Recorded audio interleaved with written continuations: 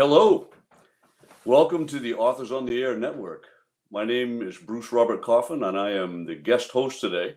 And it is my pleasure to introduce award-winning novelist and friend, Chris Holm, to the program. Welcome, Chris. Thanks so much for having me by. It feels like we have been doing this quite a bit lately. I was lucky enough to attend your launch the other night with our beautiful spouses down in Portland's Old Port. Yeah, that was it was kind of my first event of the COVID era, a little less formal than I'm used to, but thankfully it didn't turn into a super spreader event and people had a good time. So, right. So I'm counting That's it the last thing any of us want at this point. I gotta say, Chris, I just wanted to open with Child Zero was an absolutely thrilling read. I think I told you that the other night, and bravo, hats off to you. That was very, very well done. I know you've waited, as we all have, a while for that thing to come to fruition, but it was worth the wait. Thank you. That's kind of you to say. I think I touched on this the other night, and what I found fascinating, I mean, you're already a great thriller writer, but you've now encapsulated something that I find terrifying. As a child of the 60s and 70s and 80s and all that stuff, I feel like I've made a career out of eating antibiotics for every little conceivable thing that we get, right? You know, ear infection, whatever it is, right? Sinus infection. Seems like we're always taking antibiotics. And as I am beginning to climb up into my upper years, my greatest fear is that the antibiotics will stop working. And you've encapsulated that fear, I think, for all of us in this book. Tell us a little bit about where the idea for that came from. Well, I have been a professional writer since I guess about 2007. I had my first story published, but until my fourth novel, I made my living as a molecular biologist. So it was, you know, crime fiction and fantasy and science fiction on the nights and weekends, and then the day job was science. It's something I've always had a passion for, but it didn't feel right to me to be writing science while it was my day job. It was like a separation of church and state kind of thing. But thankfully, I've got a little distance from it now, and I was able to tackle a story that's been something that has been at the top of my mind for a long time. Scientists have been warning about the end of the antibiotic era for well over a decade now. And by and large, I don't think the public has an understanding of what that means. And I thought, well, you know, a big part of science that scientists often struggle with is communicating, you know, communicating the science, communicating the threat. We saw the same thing with COVID in the early days. And so I thought I have a unique ability as a thriller writer and a scientist to translate these, you know, alarms that have been sounding so that the average person can understand them. And, you know, I think what's gratifying about this book is I haven't heard from anybody, boy, it's awfully sciencey. What I've heard is, my God, it's terrifying. It actually seems to be scarier than I thought it was as a scientist. I was aiming for thrilling. I didn't mean to scare the living daylights out of people, but I'll take it. Well, your timing is certainly not suspect, but I guess it couldn't be better timed in that regard. I know you started this book before the pandemic actually happened, but here we are still in the middle of it. And you were obviously writing it as we were living this real life nightmare. What was that like for you to write a book like this during that time? I mean, it was challenging for a lot of reasons. I began this book in 2016. It was a very research heavy book because I set out as a goal for myself that I didn't want to cut corners on the science at all. I mean, you know this. You write police procedurals and you know police procedure, and nothing probably drives you crazier than somebody who screws that up. Right. And it's the same for me with science. When I see terrible science in an otherwise decent work of fiction, it knocks me right out of the story. So I really wanted it to be buttoned down and just to get everything about the science right, not cut any corners. So I was writing it well before COVID, and that was a challenge just to wrap my head around the scope of the story. Once COVID hit, certainly there was this moment of dread of, my God, who's going to want to read a book about a pandemic having suffered through a pandemic? But also, it was chilling to me because with my background in infectious disease research, I finished the first draft in early January 2020 when the numbers for COVID were in the couple hundreds. It looked like it might be the next SARS. And I did not have to change a single thing in the book as I watched that pandemic unfold. I mean, it's been about as textbook as you could imagine. And although this book is a very different kind of story and is not actually about a viral pandemic, a lot of the geopolitics, the cultural stuff, I probably lose some points for my prognostication skills, but I gain a few on plausibility with the audience because they've seen firsthand how this unfolds. Absolutely. And unfortunately, I think I might have nailed it. Yeah, as you were talking about this, I'm getting that visual of like a horror movie as the twister is coming through the drive-in parking lot kind of thing. You know what I mean? You're writing this book, and here it comes. Yeah, it's funny too, though, because I mean, like I said, scientists have been warning this is imminent for a long time. Not just the post-antibiotic era, but a true pandemic. They said, it's happened a bunch of times in the past. It can happen again, right. And yet it's still, even if intellectually it's coming, it's still terrifying to watch it unfold in reality. I mean, it was certainly as traumatic for me as it has been for everybody else. Sure. I want to read this so I get it right. It's funny, you print out your questions and they're never quite as big as you imagined they would be. So here I am squinting, but I want to get this quote right. A few of our viewers, a few of our viewers may have heard of, had this to say about Child Zero. If you like thrillers that really thrill, you're going to enjoy this to the max. The last 70 pages of twists go off like a string of firecrackers. Now I have to ask, how awesome was it to learn that Stephen King had tweeted about your book? Stephen King was the first grown-up book I ever read. I was 9 years old. I was told to go into my aunt's childhood room to pick out any book I wanted. And I ignored all of her books on the shelf. I think I plucked Are You There, God? It's Me, Margaret off the shelf, read a page and thought, I don't think this is for me. And somebody who had spent the night, used it as a guest room, had left a copy of the Tommyknockers. It was the largest book I'd ever seen to date at that point.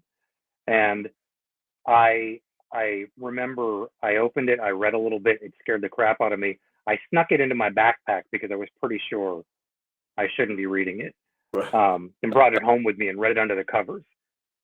Stephen King was the first author I ever met. I met him when I was 13. I paid $18.50 to see him speak at the Landmark Theater in Syracuse, New York. Wow. He signed a book for me. The fact, I mean, the impact he's had on my life can't be overstated. I was shocked. I was bowled over when I found out he tweeted about my book because I had no idea that was going to happen.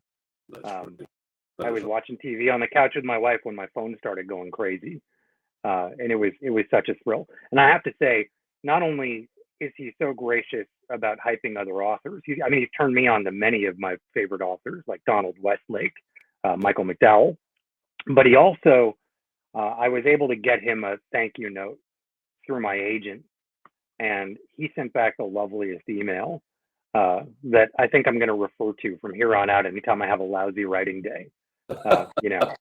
I impressed Stephen King. There's not much better than that. That's awesome. I mean, you had a similar experience actually. I did with Joseph Wambaugh, who is just the writer's writer when it comes to putting police on the page, and he had some lovely stuff to say about you. So you've had a taste of just how crazy it is to get a blurb like that. Yeah, it's surreal. It's absolutely surreal. It is. And the bottom line is either one of us, if Wambaugh or King had even said something bad about our books, just to get mentioned is a thrill in itself, right? Right. Like if Stephen King knew that I existed, if he called me an idiot on Twitter, I'd be like, wow, Stephen King knows I exist. Right. That's great. Speaking of King, I can't help but be reminded as I read this book of the plague novels that we all read growing up. The Stand comes to mind, Andromeda Strain, those kinds of books. King, Crichton, any of those people were influences you think early on for you beyond, just being fans of their work, but like influenced any of your writing? Oh, definitely. I mean, if you look at the history of what I've written some dark fantasy, I've written a lot of horror short stories, I've written gritty crime. King has a finger in all of those pies. Michael Crichton for me when I was a kid was hugely influential because I was a science nerd, and here was a brand of science fiction that people didn't call science fiction. Science fiction when I was younger was very ghettoized in a respect. It wasn't taken seriously, but Crichton was taken seriously, and he was writing hard science that people would line up to buy. I Right. mean, you know, the Andromeda strain is one of the most accurate microbiological stories ever told. Uh, Jurassic Park is a lesson in genetics. Certainly, they were huge influences on my life, but also when it came to this book, my watchword was I want to write a Michael Crichton novel. I want to write a big sciencey novel that moves like classic pulp. I mean, it's a freight train pace wise by design. I cut a lot of words from this one to try and keep it pacey because that's what I loved about his book. You would learn a lesson along the way, but man, you would have a blast doing it. Right. Right. Well, you succeeded in that, no question about it. Thank you. I've heard you say, just from a creative standpoint, or the actual work that goes into writing a novel, that many times a character is the thing that sort of drags you along into an idea, or the plot line itself. But this one you said was different. Hmm. Explain that to our viewers. Right. So usually when I sit down to write a novel, it's because a character is nattering in my head, maybe narrating a scene. That's how it was for my collector series. That's how it was for my Hendrix books. I had this voice in my head, and you just try to listen to it. You try and figure out who this person is and why they are where they are and what they're up to. With this book, I started with the premise. I started with the idea that I wanted to write a thriller that takes place in a post-antibiotic era. And I keep saying, that's a premise in need of a plot. What's the plot of that story? You could go anywhere.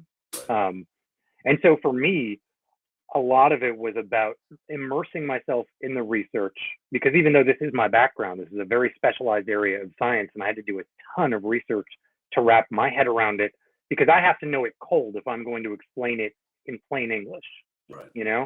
And then I tried to, as I researched, figure out who the characters are who would best get this story across. I didn't want a bunch of talking heads in lab coats.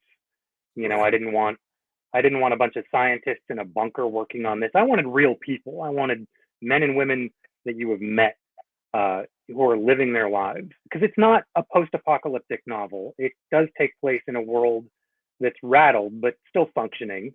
And my protagonist is an NYPD detective. One of the main characters in the book is a child migrant. Mhm. It's a very ground level novel by design because I didn't want it to seem like a lecture in novel form. I really wanted it to be thrilling and showing what real people are going to be dealing with if this comes to pass, Right. which unfortunately, anybody who's serious about science is saying that it will. In fact, the UN says by 2050 we're going to be losing 10 million additional people a year to multi-drug resistant microbes, which is horrifying. And I feel like, man, people need to wrap their head around just how scary this is going to be because it's not too late to head it off, but kind of like climate change, once you get to the brink of it happening, you're almost too late. You need to change hearts and minds now. Right. Right. You had mentioned the subject matter of Child Zero, which is Mhm. Mateo. Talk a little bit about Matt, where the origin of that character did come from. Right. So I often think of novels as the intersection of a couple of different ideas. So one for me was this idea of a post-antibiotic era, and the other was the emerging research on the human microbiota, which is just a fancy name for all the critters that live in, on, and around us. We Mhm. used to think they were along for the ride, that they didn't do much of anything, but it turns out they can affect everything from your health to your mood, um, to your obesity, schizophrenia, things like that are all tied very closely to your microbiota. And so I knew that I was going to incorporate that in some way. And I won't go into too many spoilers about how I did, but I soon realized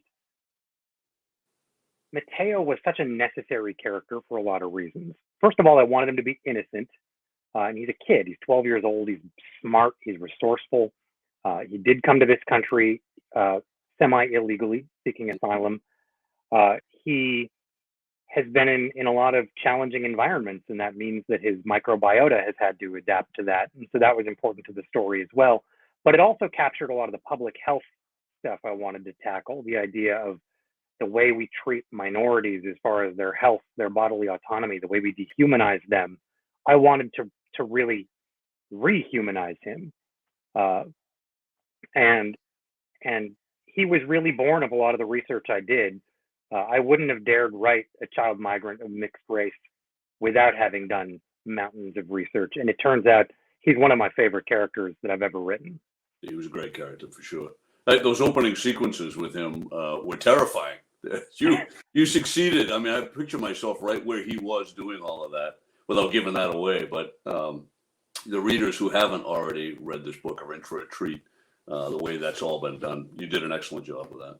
Well, and I think King and Crichton also often would have point of view characters who were kids, and that's something that I think speaks to the audience I'm trying to reach. You want to involve everybody. You want everybody to feel like they can see themselves in the book. Right. Well, that's it. Like you mentioned, avoiding the lab coat scenario. It feels like you wrote a book and you wrote all of us into that story. And unfortunately, the other scary thing is you set this in the not too distant future. Was that a calculated move on your part, or did you just pick a year out of the hat? No, I said it as soon as I thought it could plausibly scientifically happen. So it ends up taking place in about from 2027 to 2031 from the early, sort of backstory of the book to the present of the book. Right. So it's not that far off. It's as close to the real world as you can make it, and that's pretty terrifying. Right. Well, I thought The Stand was the scariest thing I'd ever read, and now thank you very much. You've topped that. So, you mentioned your protagonist, the police detectives.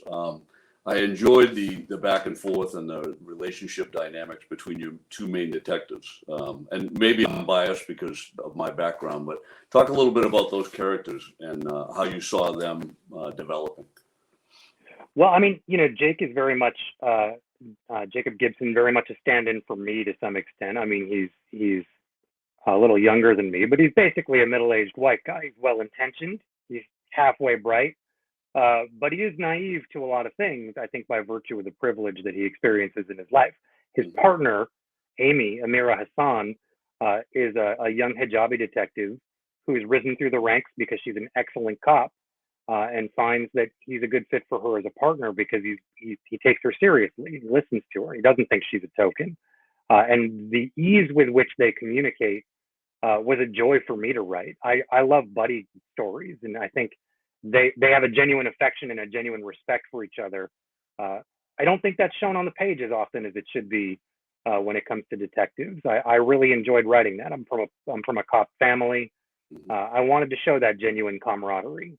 And affection, and that was a lot of fun for me. You could feel it, and I like the difference in the experience between the two of them. She is quite obviously more experienced as a detective than he is. I kind of like that. Yeah, and she also fills in a lot of his blind spots. I think I didn't want to have a white savior narrative. I wanted to make sure that his arc was one of learning and growing. And certainly by the people he surrounded himself with, they influenced that arc, which I found very gratifying. Well done. Let's see here. Having read Child Zero, I have to say that, and I think you and I talked about this when you were first working on this project. You kept it a secret for a while, but then finally you started sharing a few things.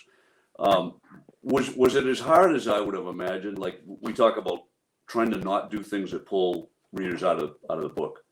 And there's so much information, so much science behind this story. Was it hard for you to do that to get it across in an understandable way and keep the story moving quickly? Yeah, I mean, it was about putting a lot on the page and then just paring back and running it past non-scientists like my wife, my agent, my editor, just to make sure people could grasp what I was saying. And I just cut to the bone until there was nothing else to cut. Well, you did well. It flies right along. It's one of those you can read in 2 or 3 nights. That's it, you know. And I love that. I think that's great because your spouse doesn't like it if the light is on in the bedroom, but that's all right. That's the curse. You've got 6 novels published now by my count that I'm aware of. If you're like me, I don't know how many short novels you got going. Also, you've done what, 30 short stories publication.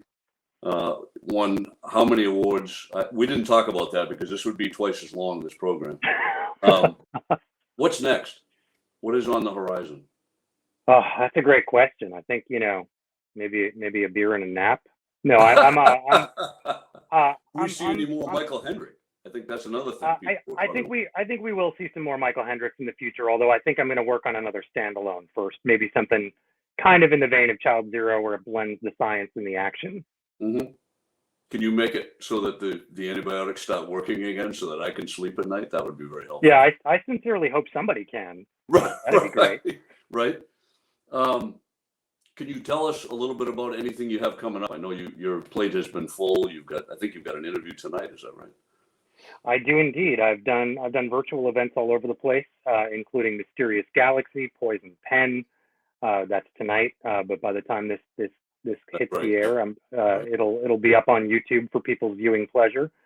I'll be at Maine Crime Wave in person on June 11th, which I'm very excited about. We're doing it outside under a tent. And BoucherCon in September. So hope to see everybody there. Very cool. And where can our viewers go to find out more about Chris Holm and whatever he might be up to? Well, my website's chrisholmbooks.com. You can catch me on Twitter at Chris F. Holm. Instagram is also chrisholmbooks.com or at Chris Holm Books. I haven't figured out how to sell books from Instagram, so it's mostly just pictures of beer and tattoos and my cat. You and everybody else. That's right. Chris, thank you very much. This has been a pleasure. And best of luck with this book and your future endeavors. Thank you. Always great catching up, buddy. Cheers.